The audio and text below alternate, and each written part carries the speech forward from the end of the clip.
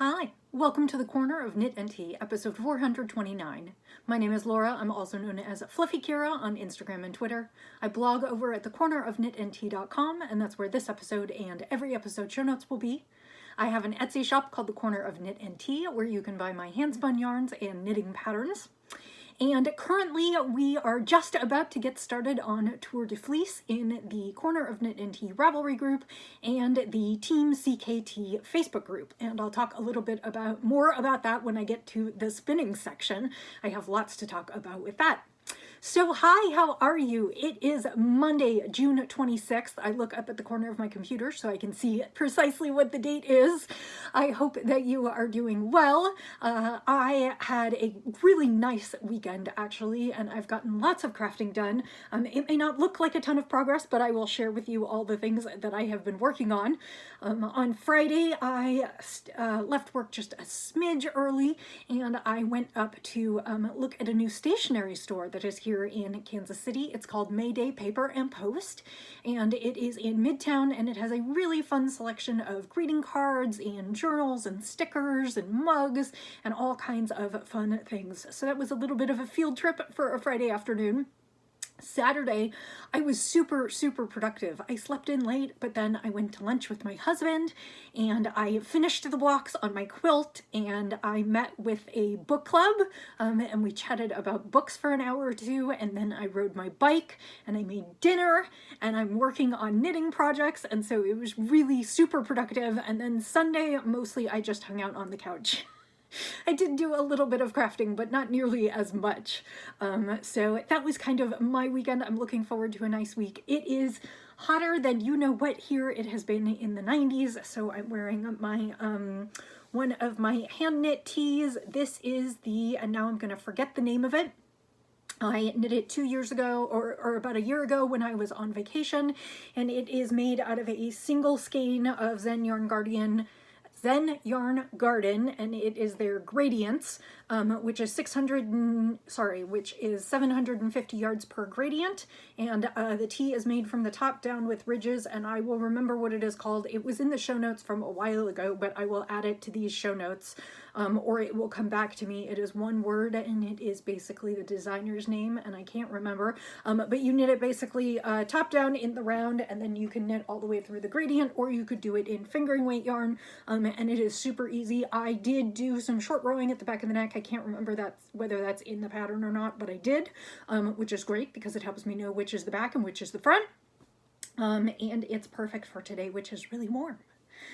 So today I'm actually drinking coffee. I know. I am drinking vanilla hazelnut coffee by a company named Cameron's. No relation, but we do laugh. And everybody comes into our house and sees the Cameron's coffee on the counter and is like, really? But it just happens to be what our local supermarket carries. And I'm drinking it in my Oive all day mug, which is perfect for a Monday, right? Pretty soon it's going to be time for iced coffee and iced tea all the time. In fact, this is probably a good day for that. I'm not sure why I didn't think of that. Okay, so let's talk about the two projects I have in progress.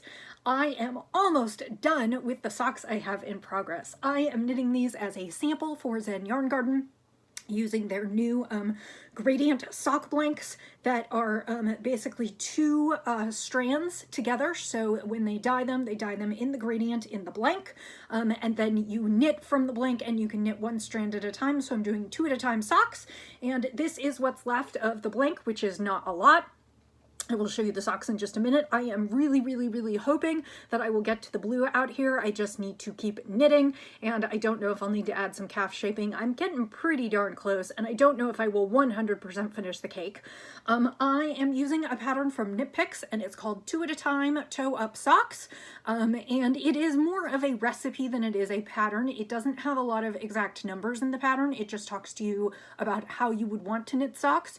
So you will want to be a little bit familiar with how socks work. I would say this is probably not a first sock pattern, but it's certainly not a difficult pattern. It does give you all the instructions for the heel flap and gusset, which is a little bit different than a lot of heel flaps and gussets that I have done before. But basically, other than that, it is kind of a sort of standard toe up. It has you start with Jenny's Magic Cast On, and so you are starting at your toes, and you Judy's Magic Cast On, Jenny's Surprisingly Stretchy Bind Off. Judy's Magic Cast On, which allows you to cast on the toe with basically no seam there. It just looks like it's invisible. And so you cast on your toes at the same time, and then you work your socks in the round, and it tells you roughly how far to continue working, not in a stitch count, but in a measurement way. These socks very much rely on your own foot because they have you try them on as you go. But of course, if you are knitting socks for someone else, that's fine too. You can sort of guesstimate their foot. I chose to knit these in what I am terming a size medium, which is a size 7 to 9 foot, and I am doing 60 stitches on US zeros, and that is giving me kind of a nice sock. I knit until the prescribed length when I started the heel, and this is done with a heel flap and gusset that actually extends underneath the heel, which I have never seen before, but it is kind of a slip stitch heel flap, so it's a little squishy and double thick, and then you've got your heel turn and gusset, and you work it, and you continue to work that panel up to the back of the sock. I have seen socks done like this before, I've just never seen the panel on the bottom of the foot. So that ends up giving me my sock, and now I am just in the home stretch. I am working on the foot of the sock. I am doing these together, 2 at a time on, my yarn is all twisted, 2 at a time on one circular. I'm using a 40-inch. I would recommend that if you want to do magic loop on socks, that you do not go less than 32 inches, just because you need a little bit of extra give where you have your loops. The magic loop refers to the part where you're just going to be pulling out some loop to get your needles to kind of work together. So I am fairly far into the socks. You can see I've got most of the gradient in there, so I've just got some blue, and I would like to get some of that blue up top. Like I said, I don't know if I will 100% finish this. Part of the reason we chose this pattern was to learn how to do socks toe up, to do them 2 at a time, and also so that you could use the whole gradient no matter what size your foot is. Some folks with larger feet, well, that's going to be the title of this episode, Larger Feets. If I remember it.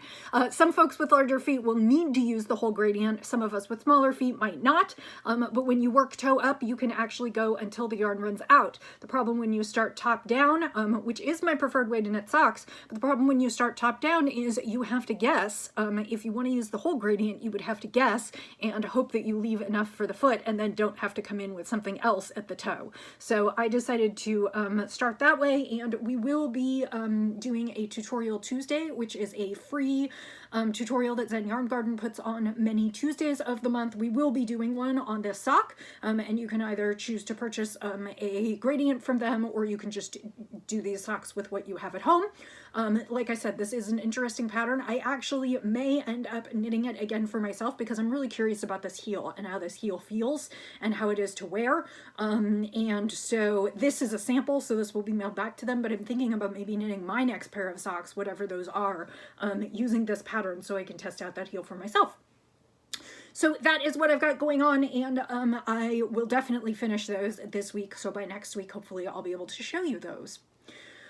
I did not get to work on my other green sock, my matching green sock to the, I knit the first sock a couple weeks ago.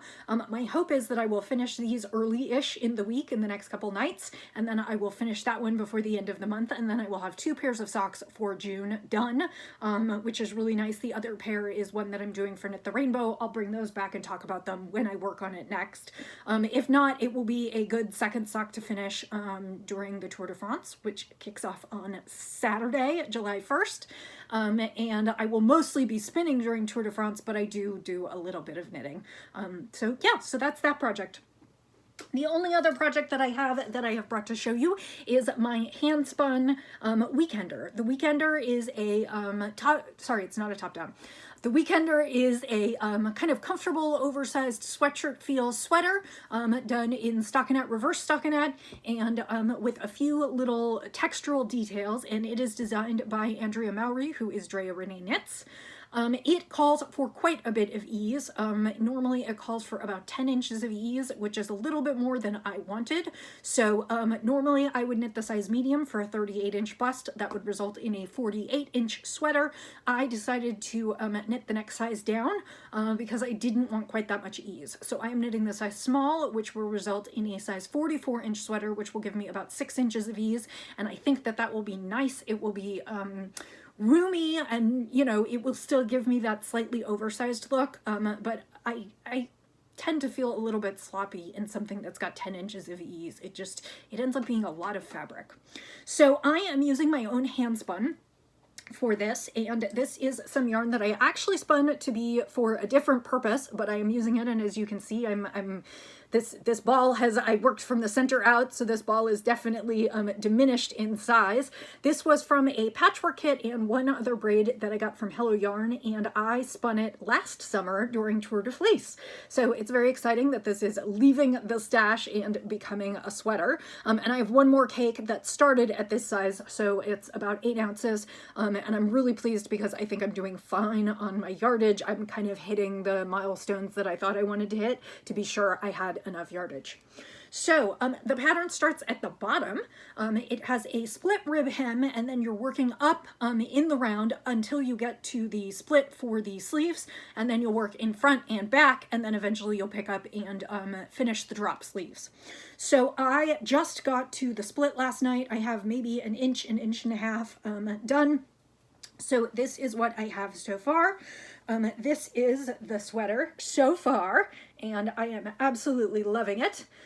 This is, like I said, my hand spun, and I spun these in long strips. I did not tear this down. Normally when I'm spinning, I tend to like a lot of Berber pulling, and so I tend to spin in short strips with lots of bits of color, and they all kind of mix together. On this one, I actually specifically wanted long runs of color, so I think I spun them exactly as they came out of the patchwork kit. A patchwork kit from Adrian, who is Hello Yarn, is usually a pound of fiber, and it is all the bits and seconds and bits and pieces from the ends of the braids that she dyes for other things.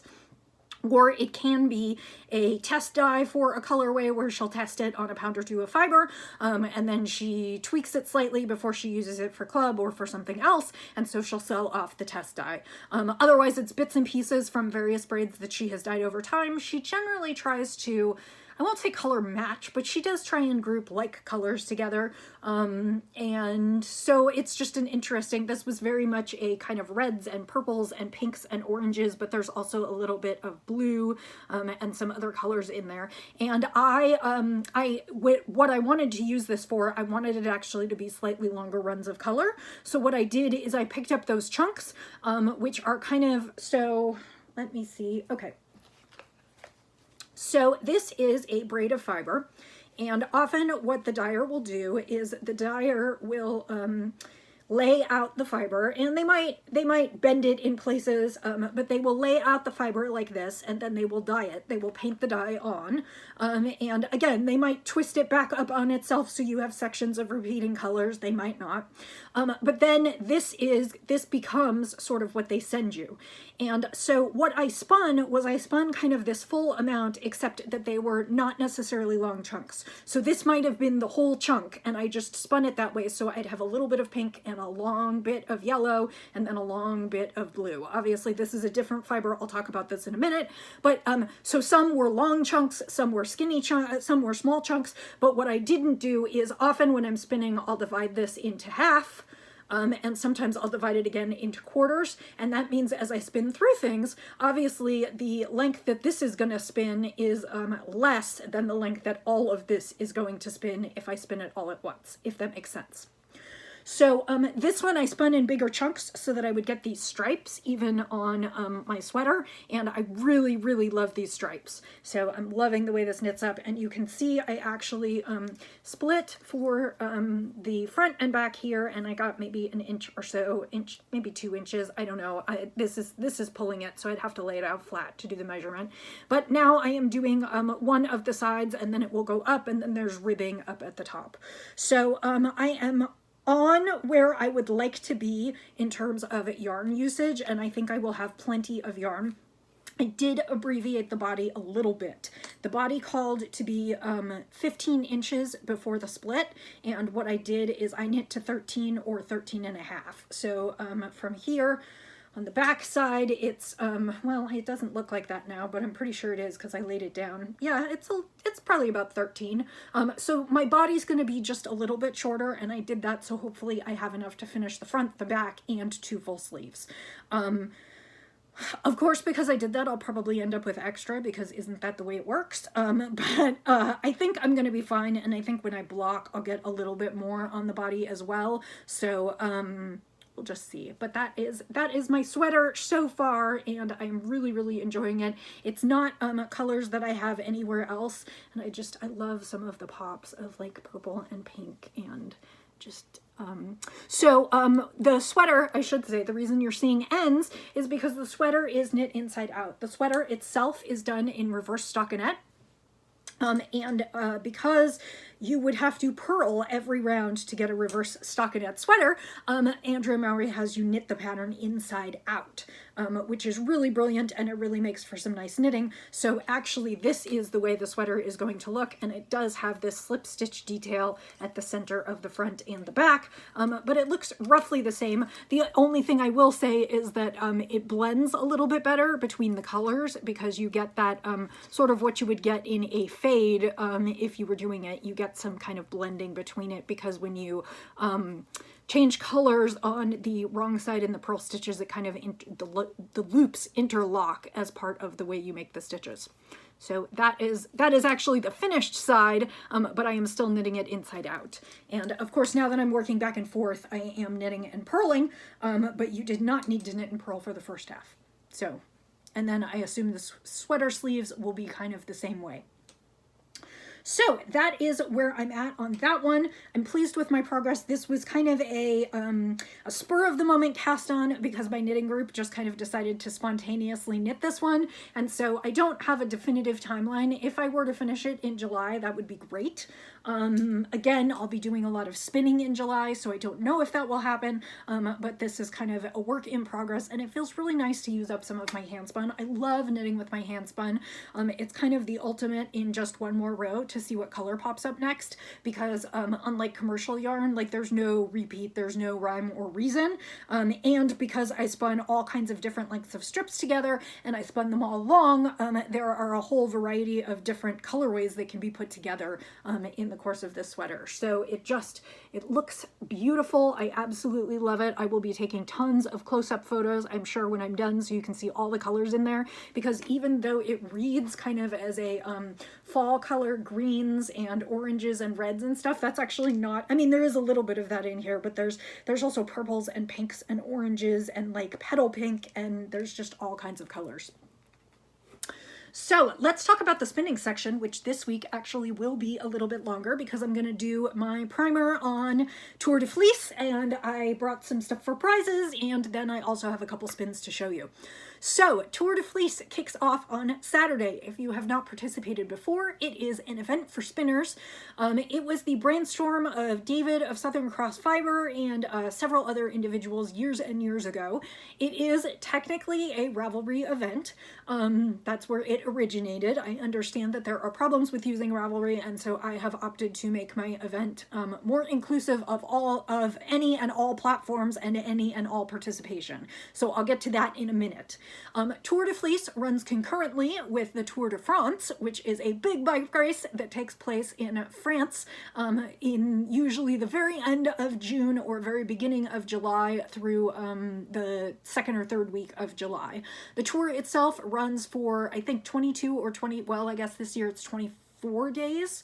And consists of stages. These are distances to be ridden, and they kind of make their way all around France, and then they also sometimes hit other countries. This year they are starting in Spain, which borders France, and then they will be in France for the majority of the ride. But they have also started in the United Kingdom, they've started in Belgium, they've started on an island before, I can't remember, they've started all kinds of places. I joined the event in 2010 and it was already significantly underway then, so I've been doing it for a lot of years since. And basically the idea is that while the Tour de France, while they spin on their bikes, you spin on your spinning wheel. I enjoy it because it is a time midsummer when there's not a lot going on. It's hot, so I can either sit on the porch in the shade and spin, or I can stay indoors and spin. Traditionally, there's not a lot of great TV or other things to watch during the summer, and I actually really like watching the Tour de France.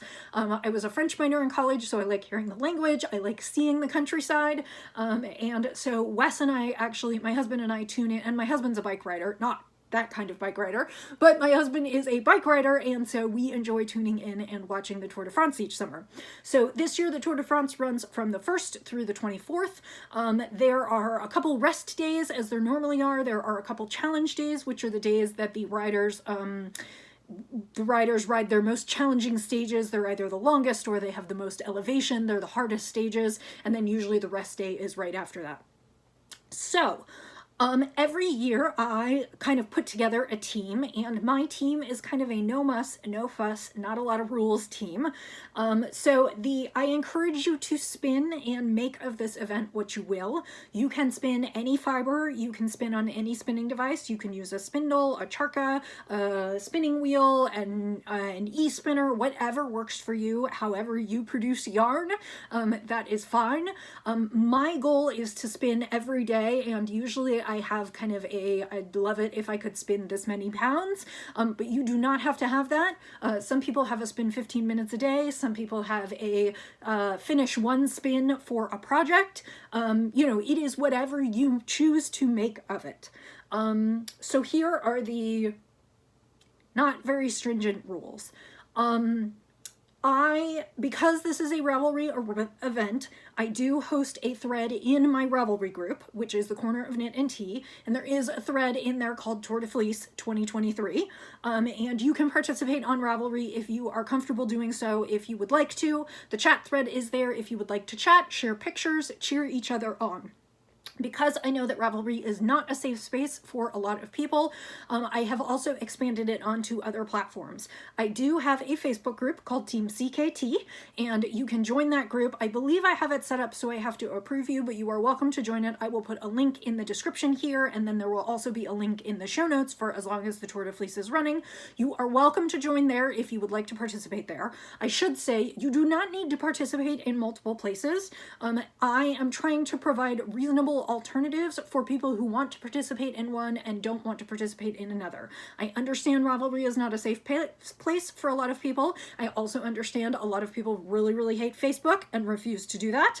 My third option is that you can participate on Instagram, and you can tag your photos at Team CKT 2023, and that will indicate that you're participating. So those are the three places I sort of count participation. If for some reason you don't do online and don't want to do any of that, you can email me to let me know you're participating. You can send me photos if you would like. You can do none of the above and just consider yourself a member of the team, even if I don't know it. There's no official sign up. There's nothing you officially have to do to be on the team. So my rules are, I do award prizes throughout the tour, and then I award one bigger prize at the end of the tour. In order to be eligible for prizes, you need to let me know you're on the team. You need to share some kind of photo or chat or something.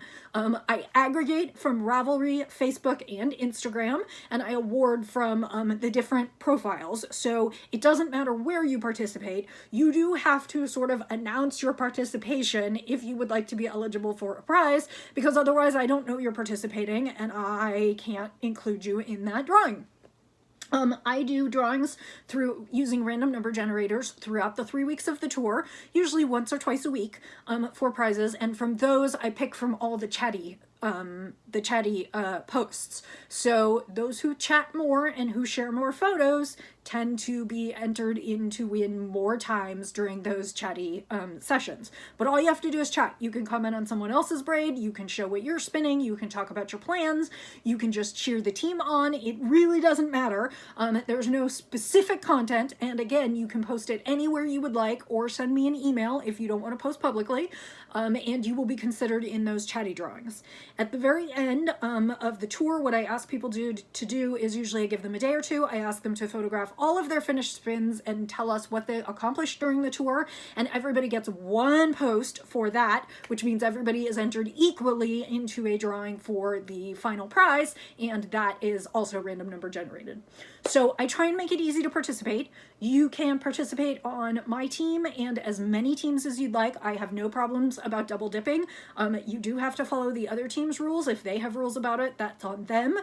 Follow every group's rules if you want to be eligible. But for my group, you can join as many teams as you want. You can post your spins as many places as you want. Again, I'm looking for your post either on my Facebook group, in the Ravelry thread, or on Instagram using my hashtag. So those are the ways to be considered on the team unless you email me separately. I think that's it. So this year I do not have a large spin in mind. Oh, so I'll talk about a few things. Some years I select a large quantity, like this spin was 20 ounces, and I did that last summer along with a few random braids. This summer I've decided that I'm going to go with a bunch of single braids for various purposes. Some may be for me, some may be for the shop. And the reason that I'm doing that is because my Tour de Fleece is going to be a little interrupted this year. I wish it wasn't, but I do have some good things going on. So the middle weekend of Tour de France, no, the not final weekend. So the tour starts on the 1st, and then the second weekend is the 7th and is the 8th and 9th. And then the third weekend is like the 15th and 16th. And that weekend I am going to be away. I am going to see my sister, and my parents are meeting us there. And so I'm going to be gone for 4 days. And I think I've decided that I'm not going to take my wheel with me. I could take my mini spinner with me, but we're going to be doing a lot of driving. We're going to be hanging out with the kids, and usually during those trips, I end up feeling pretty wiped by the end of the day. So I decided I think I'm just going to take my knitting with me. Wes and I are going to drive up on Thursday night. We're going to drive home on Monday, and we'll spend the 3 days in the middle hanging out with the kids. The kids are in summer camps and have a bunch of activities, but it'll be a weekend, so we'll be able to take them out and play with them. My sister has a play going, so there's lots going on. And I just decided I don't think I'm going to take my wheel with me. I also know that I do have some contract spinning coming up for chickens, so I'm going to have to put some chicken yarn in the middle there. So I don't know how productive my tour will be this year in terms of like finished yarn that I spin for myself, but I am just going to spin every day that I can and do as much as I can and have a good tour. So let me show you the spin that I just finished, the next spin on the wheel, and then I also have a couple braids that I've pulled for prizes, so I will show you those. Those will be prizes during the tour, and then we will kick off on Saturday, and by the next time I talk to you, we'll already be into the Tour de Fleece. So last week I showed you a braid that I was working on in oranges. Generally I tend to like a lot of variegated braids because again I like to really spin kind of barber pole yarn that has lots of different colors to it, and sometimes I spin up more stripy yarn, but I really like a lot of color. However, this braid just spoke to me when I saw it in the dyer's shop, and so I pulled it out. So this is a braid of Happy Feet Falkland. That's what it's called, and it's from the dyer Kumasi, who now has their own shop, and I have a link to that in the show notes. They were on Etsy, but it looks like they've moved to their own shop platform, which is wonderful. I would love to support them there. It probably is a little bit cheaper than Etsy, but it also means that you have to drive all your own traffic to your own platform rather than people finding you on Etsy. So please do support them there. This was a kind of orangey braid, and it's definitely coming across as orangey.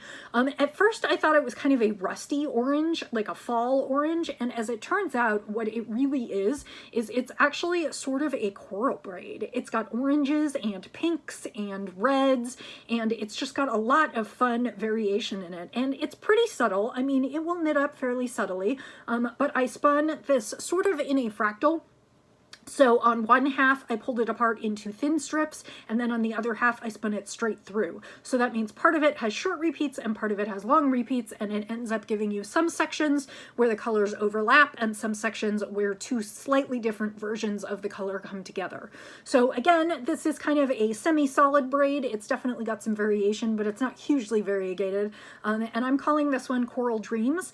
It is not going to be in the shop for a few more days because I literally just wound it off this morning. I finished playing it last night, so it needs a washing and a thwacking. My guess is it will be about 350 yards, which would be nice for socks, which I believe what it was sort of designated for, being the Happy Feet Falkland. I do not think, however, that it is superwash, so you could certainly use it for other things. It's not super soft, but it's definitely skin wearable. I mean, I wouldn't say like you want it to be like your muff right up against your neck, but you could certainly do a shawl, you could do socks, you could do mittens, you could do winter accessories. I think that would be fine with this one. So that is that one, and it will go up in the shop in the next few days. The next braid that I pulled out to spin, and you saw a little bit of this already because I used it for my demonstration purposes, this is a braid from Fat Cat Knits, who is one of my favorite dyers. She had a big shop for a long time, and then she talked about retiring, and I don't know what happened, but I don't know whether she just didn't like retiring or whether her plans got changed, but then she reopened a shop on Etsy, and she does lots smaller batches now. She used to do like quite a lot of dyeing and have tons of semi-solids and all kinds of things, but now she just dyes several braids a week and posts them in her shop, and I thought this one was really pretty. It's called Melody, and it is on fine Polworth, so it is squishy, it's merino, it's super soft, it's gonna fluff up. I love her colors, and I'm really excited to spin this one. This will be a fun one, and my guess is that I'll probably finish this at the start of, probably this weekend at the start of Tour de Fleece, so this will kind of be my first Tour de Fleece braid, even though I'll probably spin some of the singles this week. So lastly, I just wanted to show you a few things that I had selected for prizes. These are from my collection of fibers, and these are things that I will distribute throughout the tour. So I have a few things. The first one is called Telling Stories. This is May 2023. This is 2 months ago, from Hello Yarn, and it is Falkland wool top, and it is in grays and yellows. And I didn't take these out of the bag because I don't want to disturb them. I want to ship them to you basically as I received them, but this is lots of grays and yellows, so if Grello is your thing, I think this one is lovely.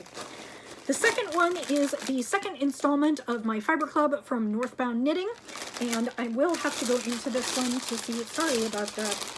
This is I'm just going to pull this out because I also want to see this. This is a merino and bamboo comb top. It's 50-50 merino bamboo, and it is called Reserved, and it is white with a lot of little speckles with browns, and it's a very neutral braid. Browns and a little bit of kind of a reddy peach and a little bit of gold, and I think this is going to be a really nice spin. I spun her previous club braid with a lot of these speckles, and it turned out really nice. It ended up having kind of a soft neutral, and I think that's what this one is going to do as well. So I would love to share that with you, and it's super soft, and I really like that blend.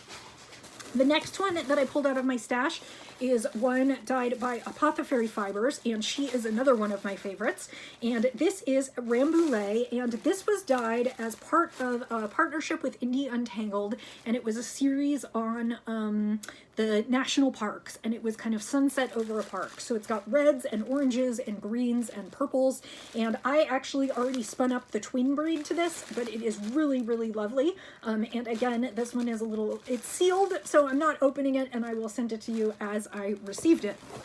The final braid that I pulled for now, and this is not all of it, this is probably most of the chatty prizes, and then I'll come up with something for the final prize.